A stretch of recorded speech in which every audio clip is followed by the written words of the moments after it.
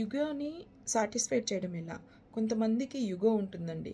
ఎవరైనా మాట్లాడుతుంటే వాళ్ళకి మాట్లాడడం చేత కాకపోతే చాలా కోప్పడతారు. జరిగే పని కూడా జరగనీయకుండా చేసేస్తారు. వాళ్ళని నచ్చజెప్పే విధానము మన దగ్గర ఉండాలండి. అది ఉంటేనే మన జీవితంలో చాలా సక్సెస్ చేసుకోగలుగుతాము. లేకపోతే మనము ఎంత కష్టపడినా గానీ దానికి ఫలితం ఉండదు ఒక్కొక్కసారి.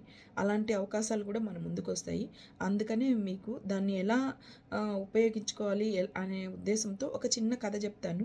ఏమన్నా మార్పు వస్తుందేమో, ఈ కథలో ఏదైనా నీతిని గ్రహిస్తారేమో చూద్దాము. ఆ ఉద్దేశంతో ఒక చిన్న కథ చెప్పాలనుకుంటున్నానండి. అనగనగా ఒక రాజ్యం ఉంటుంది. ఆ రాజ్యంలో ఒక రాజుగారు ఉంటారు. వాళ్ళు అదే ఊరిలో ఒక చేపలు పట్టే వ్యక్తి ఉంటాడు. అతను రోజు చేపలు పట్టేదానికి వెళ్తూ ఉంటాడు. ఒకరోజు మాత్రం చేపలు పట్టేదానికి వెళ్ళినప్పుడు ఒక పెద్ద చేప ఆ వలలో పడుతుందండి. ఆ పెద్ద చేప వలలో పడిన వెంటనే అతను చూసి చాలా ఆశ్చర్యపోయి సరే ఈ చేపను ఎట్టయినా మనం మంచి రేటుకి అమ్ముకోవాలని ఆలోచనతో రాజుగారి దగ్గరికి వెళ్తాడనమాట. రాజుగారి దగ్గరికి వెళ్ళి రాజుగారు ఈ చేపను చూడండి అంటే రాజుగారు చూసి ఇంత పెద్ద చేప చాలా దీని రేట్ ఎంత అని అడుగుతాడనమాట. అప్పుడు ఇతను నుండి ఏం చెప్తాడంటే దాని రేట్ ఏందండి రాజుగారు, మీ ముందర ఈ చేప రేట్ ఎంత, ఇది మీకు బహుమతిగా తెచ్చానండి, మీకు ఎంత తోచితే అంత ఇవ్వచ్చు, మీ ఇష్టం అండి, మీ దయ అని చెప్తాడనమాట. అది మీకోసము నేను పట్టుకొని వచ్చండి అని అంటాడు. అప్పుడు రాజుగారు ఏం చేస్తారంటే నా కోసం ఇంత బహుమతి ఈ చేపను తెచ్చాడు ఇతను చూడు చేపలు పట్టేవాడు నన్ను అంత గౌరవిస్తున్నాడనని అప్పుడు రాజుగారు ఏం చేస్తారంటే 100 దినార్లు ఆ డబ్బుని 100 అంటే 100 కాదు, ఎక్కువ అమౌంట్ ఒక మూటలో ఇంత డబ్బుని కట్టి బహుమతిగా ఇస్తాడు రాజుగారు.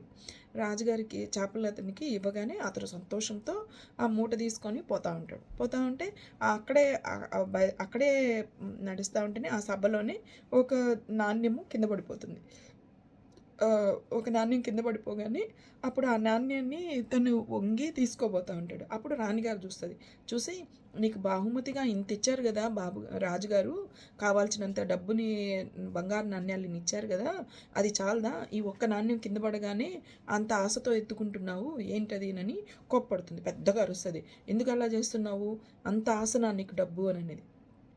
అప్పుడు మళ్ళీ అతను ఏం చేస్తాడంటే రాణిగారు, నేను కింద వంగి ఆ నాణ్యాన్ని తీసుకునింది దానికి కాదండి, చూడండి ఈ నాణ్యం మీద రాజుగారి బొమ్మ ఉంది, ఎవరైనా తెలియకుండా కాలు వేసేస్తారేమో అన్న ఉద్దేశంతో జాగ్రత్తగా తీయాలన్న తొక్కేస్తారేమో అనే ఉద్దేశంతో ఈ బంగారు ఈ నాణ్యాన్ని నేను తీసుకుంటున్నానండి, అంతేనండి, ఈ రాజుగారిని తొక్కకూడదు అనే భయంతో నేను తీస్తున్నానండి అంటాడనమాట.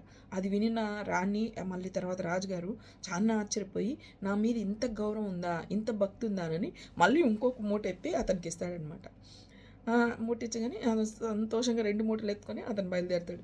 ఈ కథను బట్టి మీకు ఏమర్థమైంది, అక్కడ అతను పడిపోయిన నాణ్యాన్ని డబ్బు తీసుకునేది అతనికి అవసరం. ఆ నాణ్యము అవసరాన్ని తీసుకుంటుంటే కూడా అతను ఏం చెప్పాడు అక్కడ దాన్ని అతను రాజుగారిని పొగుడుతూ దీన్ని ఎక్కడ తొక్కుతారు అన్న ఉద్దేశంతో తీస్తున్నాను అన్నాడు.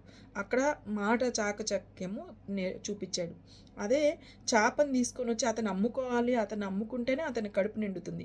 అయినా కానీ అక్కడ రాజుగారి దగ్గరికి వెళ్ళినప్పుడు ఏం చెప్పాడు, రాజుగారు మీకోసం ఇది బహుమతిగా తెచ్చాను, మీకు ఏమి ఇవ్వాలనుకుంటే అది ఇవ్వండి అని అంటాడు. అవునా కదా?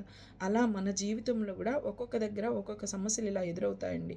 కొంతమంది దగ్గర మనము ఏది మాట్లాడలేము, కానీ మన నాలుకని సక్రంగా పెట్టుకొని మనం మాట్లాడేటప్పుడు చాలా జాగ్రత్తగా మాట్లాడితే మన పనులు తప్పకుండా నెరవేరుతాయండి. ఇది చిన్న కథ ద్వారా ఏదైనా నీతి అర్థమవుతుంది అనుకుంటున్నాను. థ్యాంక్ యూ అండి. బాయ్.